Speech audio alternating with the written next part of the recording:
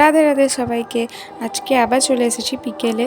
গোপু সোনাকে প্রত্যেক দিন বিকেলে আমি ছাদে নিয়ে এসে বসাই, কারণ বিকেলবেলায় অনেক হাওয়া দেয়, তো ওর ভালো লাগে।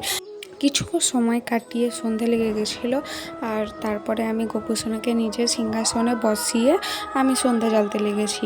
প্রথমে আমি গোপু সোনার আরতি করি না, প্রথমে আমি কাছে এসে আমি প্রদীপ এবং ধূপকাঠি দেখাই, তাকে প্রণাম করি। তারপরে আমি গোপু সোনার খাওয়াটা তার কাছে রাখি এবং তারপরে আমি তার আরতি করি। আমি জানি না এটা কতটা ঠিক, কিন্তু আমি যেমন শুনেছি তেমনই গোপু সোনার সেবা করার চেষ্টা করি। আজকে গোপু সোনার ভোগে তেমন কিছু ছিল না, বাতাসা ছিল, কাঁচা বাদাম আর তার সাথে বিস্কুট দিয়েছিলাম।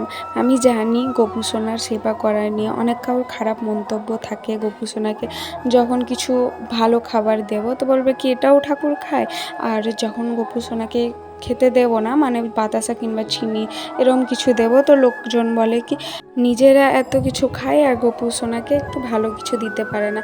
আসলে মানুষের এটা অভ্যেসের মধ্যেই পড়ে লোকের খুঁত ধরা, তো লোকের কথা অত কান না দিয়ে নিজে যেটা ঠিক মনে হবে আমি সেটাই করি, আর তোমরাও সেটাই করিও। আর এই যে গোপালের বক্সটা আমি একটা ভিডিওতে দেখিয়েছিলাম, তো গোপু সোনার প্রত্যেকটা জামা এতে রাখা আছে, আমি সাজিয়ে সাজিয়ে রেখেছি। হ্যাঁ, প্রত্যেক দিন সাজানো থাকে না, কারণ প্রত্যেক দিনই গোপু সোনাকে সাজানো হয়, তো তার জন্য থাকে না। আর এইদিকে আমি গোপু সোনার জলটা ঠিক করে নিচ্ছি।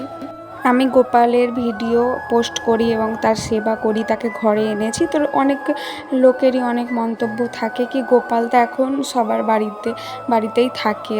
তো আমি জানি না কি লোকজন কেন এটা বলে, আমি নিজেই একটা প্রমাণিত কি গোপু সোনা সবার বাড়িতে যায় না, আমাদের নিজের বাড়িতেও আসতে চাইছিল না।